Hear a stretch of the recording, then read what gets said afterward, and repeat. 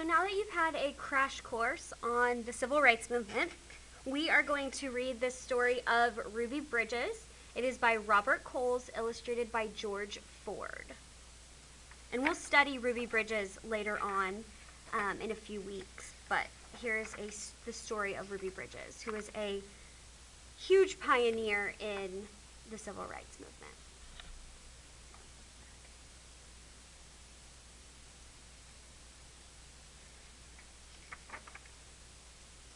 Our Ruby taught us all a lot. She became someone who helped change our country. She was part of history, just like generals and presidents are part of history. They're leaders, and so was Ruby. She led us away from hate, and she led us nearer to knowing each other, the white folks and the black folks.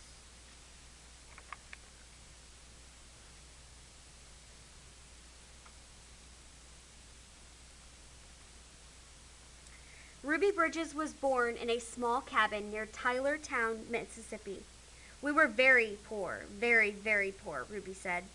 My daddy worked picking crops. We just barely got by.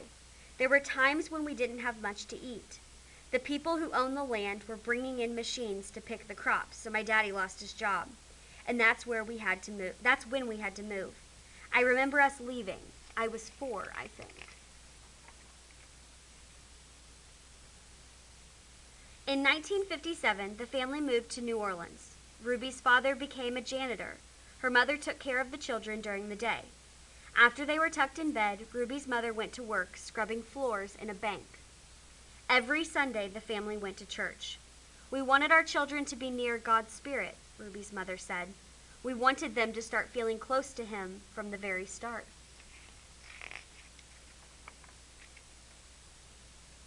At that time, black children and white children went to separate schools in New Orleans. The black children were not able to receive the same education as the white children. It wasn't fair, and it was against the nation's law. In 1960, a judge ordered 4 black girls to go to 2 white elementary schools. 3 of the girls were sent to McDonough, 19. 6-year-old Ruby Bridges was sent to 1st grade in the William Frantz Elementary School. Ruby's parents were proud that their daughter had been chosen to take part in an important event in American history. They went to church. We sat there and prayed to God, Ruby's mother said, that we'd all be strong and we'd have courage and we'd get through any trouble. And Ruby would be a good girl and she'd hold her head up high and be a credit to her own people and a credit to all the American people. We prayed long and we prayed hard.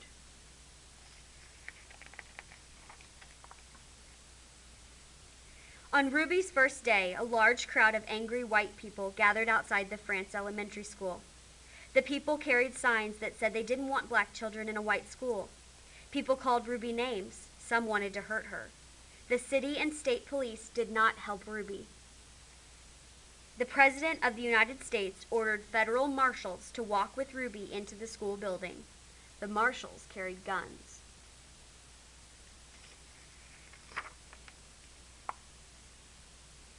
Every day, for weeks that turned into months, Ruby experienced that kind of school day. She walked to the Frantz school surrounded by marshals. Wearing a clean dress and a bow in her hair and carrying her lunch pail, Ruby walked slowly for the first few blocks. As Ruby approached the school, she saw a crowd of people marching up and down the street.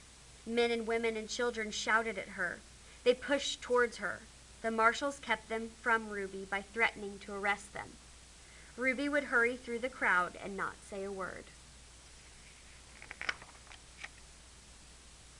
The white people in the neighborhood would not send their children to school. When Ruby got inside the building, she was all alone except for her teacher, Mrs. Henry. There were no other children to keep Ruby company, to play with and learn with, to eat lunch with. But every day, Ruby went into the classroom with a big smile on her face, ready to get down to the business of learning. She was polite and she worked well at her desk, Mrs. Henry said. She enjoyed her time there. She didn't seem nervous or anxious or irritated or scared. She seemed as normal and relaxed as any child I've ever taught. So Ruby began learning how to read and write in an empty classroom, an empty building.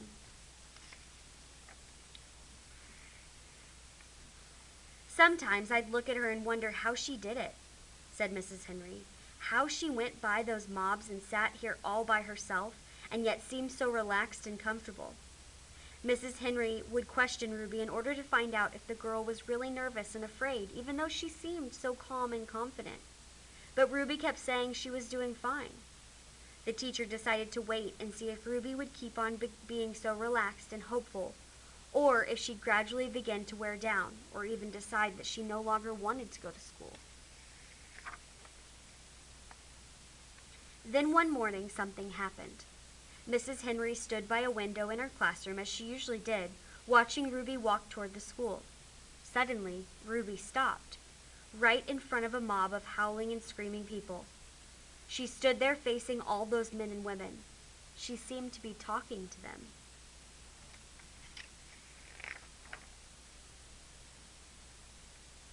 Mrs. Henry saw Ruby's lips moving and wondered what Ruby could be saying. The crowd seemed ready to kill her. The marshals were frightened. They tried to persuade Ruby to move along. They tried to hurry her into the school, but Ruby wouldn't budge. Then Ruby stopped talking and walked into the school.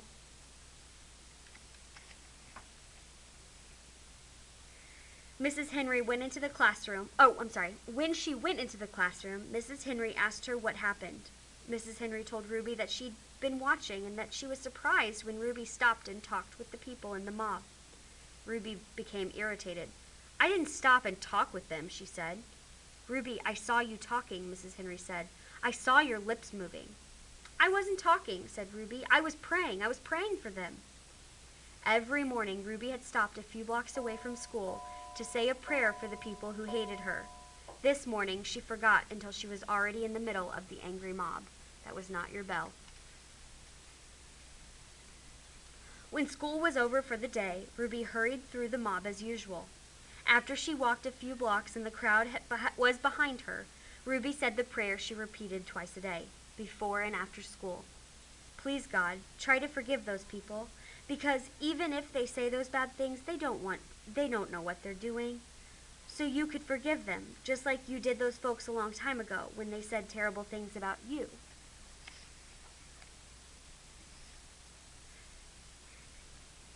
Later that year, 2 white boys joined Ruby at the France Elementary School. Their parents were tired of seeing the boys get into mischief around the house when they could have been in school and learning. The mob became very angry when the first white students went back to school, but those boys were soon joined by other children. "We've been sitting back and letting our children get cheated out of an education because some people have tried to take the law into their own hands," one parent said. "It's time for us to fight for the side of the law and for our children's right to go to a school and get their education." They all did get their education, Ruby and a growing number of boys and girls who went to school with her. By the time Ruby was in 2nd grade, the mobs had given up their struggle to scare Ruby and defeat the federal judge's order that New Orleans schools be desegregated so that children of all races might be in the same classroom. Year after year, Ruby went to the France school. She graduated from it, then went on to graduate from high school. Ruby Bridges is married to a building contractor and has 4 sons. Now a successful businesswoman, she has created the Ruby Bridges Educational Foundation, with its focus on education, community, and the future of our nation's children. The foundation is especially dedicated to revitalizing the William Frantz School, which is located in the heart of the 9th Ward in New Orleans. Ruby is once again stepping to the forefront and embracing an opportunity to make history by contributing to the challenge that our nation is facing in the recovery efforts following Hurricane Katrina. There is also a special exhibit featuring Ruby's story at the Children's Museum of Indianapolis in Indianapolis, Indiana, called "The Power of Children, Making a Difference."